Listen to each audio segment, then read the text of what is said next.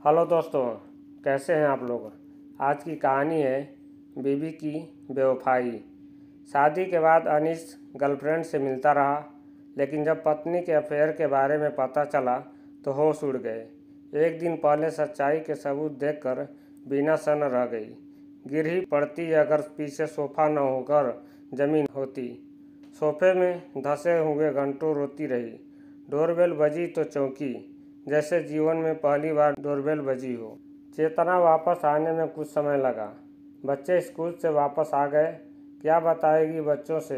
क्या वो पूछेंगे नहीं कि इतनी सूजी आंखें, उड़ा चेहरा क्यों है मेरा?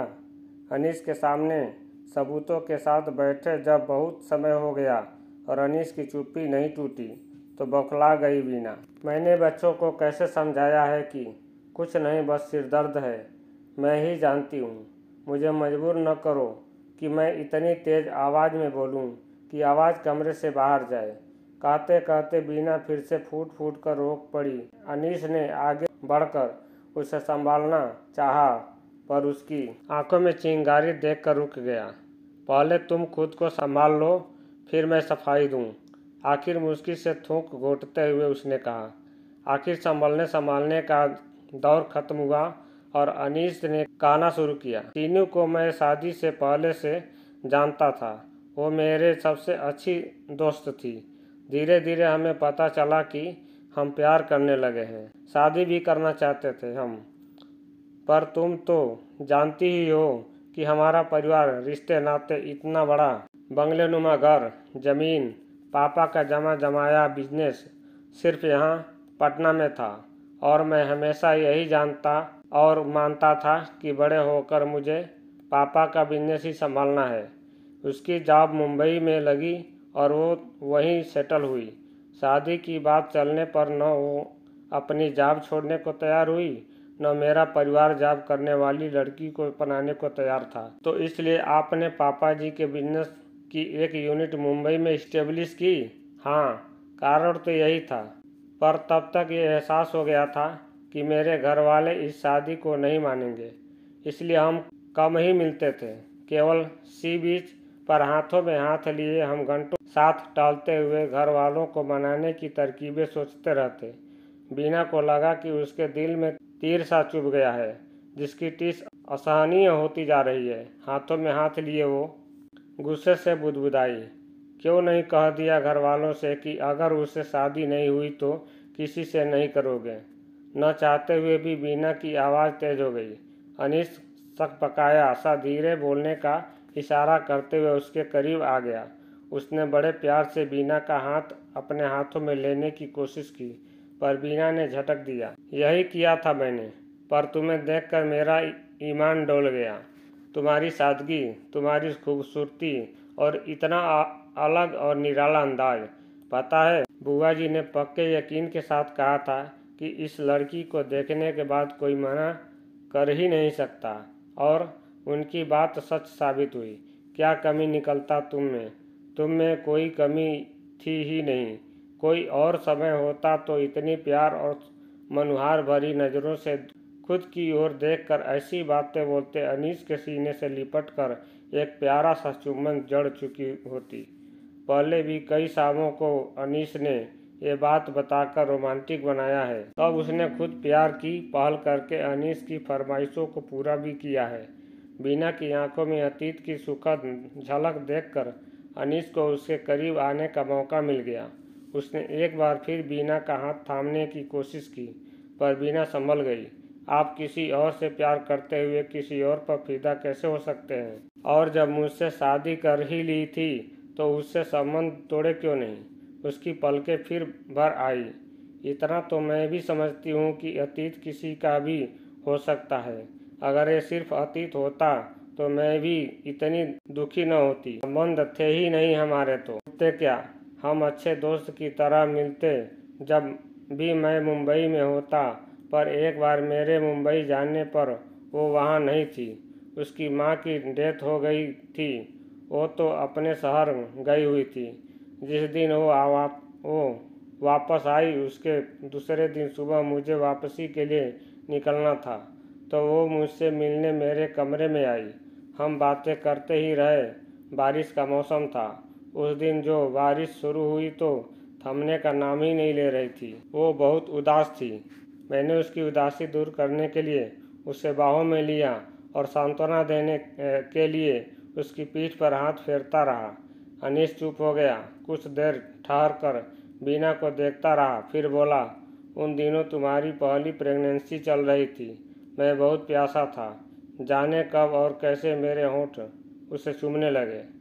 जाने कब बाहर की बारिश हमारे प्यासे तन मन को भिगाने लगी और बेईमान मौसम ने हमें आशिकाना कर दिया। मेरी हथेलियां उसके कंधे से जैसे खुद ब खुद, बस करो, तुम अपनी पत्नी से बात कर रहे हो। बीना चीख सी पड़ी। तुम्हारा बेटा 13 साल का हो गया है। 13 साल से तुम मुझे नहीं, मैं तुम्हारे जैसे धोखेबाज इंसान के साथ नहीं रह सकती। बीना बिस्तर पर अवधि गिर पड़ी और रोती ही रह गई। एक हफ्ता बीत गया। बीना ने खुद को कुछ सामान्य करके फिर बात चलाई। इतने दिनों में अनीस भी खुद को सामान्य कर चुका था। तुम्हें या तो मुंबई की यूनिट बंद करनी होगी, या जब भी तुम मुंबई जाओगे मैं तुम्हारे साथ चलूँगी। ये दोनों ही बातें संभव नहीं हैं। यहाँ घर और बच्चों को अकेला छोड़कर तुम मुझे तलाक चाहिए। ठीक है बीना, अगर तुम्हारा यही फैसला है तो यही सही। बच्चों की कस्टडी हर्जाना जैसा तुम चाहो सब वैसा ही होगा, पर एक बार तसल्ली से मेरी बात सुन लो। बीना ने आहत निगाहों से अनीस की ओर देखा। देखो, ये तुम मानती हो कि बच्चों का इसमें कोई दोष नहीं है। हमारे तलाक से तो टूटेंगे ही। तुम अपने मेरे मम्मी पापा सबसे पूछ कर देख लो। वो और समाज सब तुम्हें ही दोषी ठहराएंगे। फिर तुम करोगी क्या? जो खर्चा अदालत निश्चित करे, अगर मैं वो पूरा तुम्हें दे भी दूँ तो क्या उतने में तुम्हारा खर्चा चलेगा? क्या बढ़ते बच्चों को अकेले आकार दे पाओगी, या उन्हें मेरे पास छोड़कर मुझ पर भरोसा कर पाओगी? बीना साक्ष्य सी हो गई। अनीस की बातों में सच्चाई थी, पर अब तो बात उसकी पहुंच से बाहर हो चुकी थी। अब अगर वो तलाक नहीं लेती है तो अनीस जो कुछ चोरी छिपे करता था अब वो खुल्लम खुल्ला करने की इजाज़त देने जैसा होगा। और तलाक लेती है तो बीना को जैसे चक्कर आने लगी। अनीस ने मौका मिलते ही उसे बाहों में भरकर संभाल लिया और उसके थरथराते बदन पर अनीस के चुंबन मनुहार की कहानी लिखने में लग गए। यकीन मानो, मैं तुम्हें बहुत प्यार करता हूँ। मेरा सब कुछ तुम्हारा और बच्चों का ही है। वो बिल्कुल अकेली है। मेरे सिवा उसका कोई नहीं है। मैं केवल मुंबई में होने पर उससे मिलता हूँ। उससे तुम्हारा कुछ नहीं छीनता। जब वापस आता हूँ तो उसकी यादों को भी साथ नहीं लाता। सच, मेरी इतनी सी बेवफाई को माफ़ कर दो प्लीज़। फिर अनीस मुंबई के लिए रवाना हुआ। जाने के कुछ दिन पहले से उसका प्यार कुछ ज़्यादा ही बढ़ गया था, पर बीना के दिमाग में कुछ और ही चल रहा था। अनीस वापस आया तो घर में बीना नहीं थी। माँ ने खाना लगवाया और अपनी आदत के अनुसार लाड आदि किया। बीना कहाँ है? आखिर अनीस की चोर निगाहें सब जगह ढूंढकर थक कर बोली, उसने एक हावी कोर्स ज्वाइन कर लिया है। कंप्यूटर का कोई कोर्स है।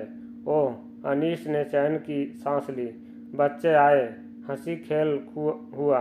पापा क्या क्या लाए, जैसे लाड हुए। बातें हुई। फिर वे बोले, हमारी ट्यूशन का टाइम हो गया। ट्यूशन? हमारे ट्यूशन सर बहुत अच्छे हैं। बेटी उनके गुण गा रही थी और अनीस देख रहा था 15 दिनों में कितना कुछ बदल गया है। शाम को बीना आई। एक बार उसे देखकर तो अनीस पहचान नहीं पाया। छोटे बाल, नया आधुनिक सूट और आत्मविश्वास से भरा चेहरा। उसे ज़्यादा आश्चर्य बस इस बात का था कि माँ ने कैसे क्या सोच रहे हैं। आधुनिक सास की आधुनिक बहू हूँ। माँ मेरे इस कोर्स से खुश हैं कि उनकी बहू जमाने के साथ कदम से कदम मिलाकर चल रही है। बीना मुस्कुराते हुए बोली। रात में बीना को सेक्सी नाइटी में देखकर अनीस की खुशी का ठिकाना न रहा। मुझे खुशी है कि तुमने वक्त की ज़रूरत को समझा और माना। तुम्हें खुश देखकर मैं बहुत खुश हुआ। अनीस ने उसे बाहों में भरा ही था कि वो हौले से अलग हो गई। मुझे तुमको कुछ बताना है। अनीस मुस्कुराते हुए सुनने बैठ गया। उस दिन जब तुमने मुझे अपने प्यार के बारे में बताया तो मुझे पहले तो बहुत बुरा लगा। फिर जैसे मेरे सिर का एक बोझ हल्का हो गया। अनीस के चेहरे से मुस्कान गायब हो गई। तुम सब्र से सुनना, गुस्साना नहीं। बीना ने करीब आकर अनीस के सीने पर अपना सिर रख दिया। शादी से पहले मैं किसी को दिलो जान से चाहती थी। पड़ोसी था वो मेरा। बचपन से साथ खेले बड़े हुए, एक पसंद, एक मन, कब और कैसे एक जीवन का सपना बन गए पता ही नहीं चला। पर हम दोनों जानते थे कि विजातीय होने के कारण हमारे घर वाले नहीं मानेंगे, इसलिए हमने कभी अपने संस्कारों के दायरे के बाहर कोई कदम नहीं रखा। हम दूर से ही एक दूसरे को बस निगाहों से प्यार कर लेते थे। अपने घर वालों को प्यार से मनाने की कोशिश की पर बात बिगड़ गई। मेरे घर वाले उसकी जान के प्यासे हो गए तो उसे शहर छोड़ना पड़ा। कुछ साल पहले वो पटना में ही सेटल हो गया। उसने एक कंप्यूटर ट्रेनिंग का इंस्टीट्यूट खोल दिया है। मैं ये जानती थी, तुम तो जानते ही हो कि मुझे कंप्यूटर सीखने का कितना शौक है, और उसका इंस्टीट्यूट है भी पास में, पर मैं ज्वाइन नहीं कर रही थी। अनीस की निगाहों में नाराज़गी के ढेर सारे भाव खुलते जा रहे थे, क्योंकि मैं आग और फूस को साथ नहीं आने देना चाहती थी। बिना बोलती गई, पर तुम्हारे जाने के बाद मैं गुस्से में वहाँ चली गई। पर वहाँ जाकर मुझे बहुत राहत मिली। उससे बातें होने लगी। जब मुझे पता चला कि आज तक उसने शादी नहीं की है तो मैंने उससे कारण पूछा। तो पता है उसने क्या कहा? कहा कि प्यार तो ज़िंदगी में सिर्फ एक बार होता है, बाकी तो सब समझौता है, और मैं समझौता नहीं करना चाहता। बीना ने बात अधूरी छोड़कर अनीस के होंठ पर चुंबन जड़ दिया और उससे लिपट कर उसे प्यार करने लगी। तुम्हें जो कहना था कह चुकी हो ना? अनीस ने उसे अपनी बाहों से अलग करते हुए पूछा। नहीं, मैं तुमसे कुछ छिपाना नहीं चाहती। दरअसल उसकी बात सुनकर मुझे एक और तो इतनी खुशी हुई कि मेरी पलकें भर आईं, पर दूसरी ओर मेरा मन उसके लिए दुखने लगा। देखो, मेरा और तुम्हारा अनुभव उससे अलग है ना। हमें दोबारा भी प्यार हुआ है। तो ये बात उसे समझाने के लिए, शादीशुदा जीवन के सुख का एहसास कराने के लिए मुझे वही सब कुछ करना पड़ा जो उस दिन तुमसे उसे सांत्वना देने के चक्कर में गलती हो गया था। तुम लोगों की तरह हमारे तन मन भी प्यासे थे। मेरी इतनी सी बेवफाई माफ़ कर दो प्लीज़। तुम जो चाहती हो वही होगा, पर कह दो कि तुम मुझे जलाने के लिए झूठ कह रही हो। अगले ही पल अनीस उसे झिझोड़ता हुआ गुस्से में चीख रहा था। बीना के होंठ पर विजयी मुस्कान आ गई। दोस्तों, अगर यह वीडियो पसंद आई हो तो अपने दोस्तों को शेयर करें, और चैनल पर नए हों तो APS वॉइस स्टोरी चैनल को सब्सक्राइब करें, और साथ में घंटी वाले बटन को ज़रूर दबाएं ताकि ऐसे ही अच्छी कहानियाँ देखने को मिलती रहें।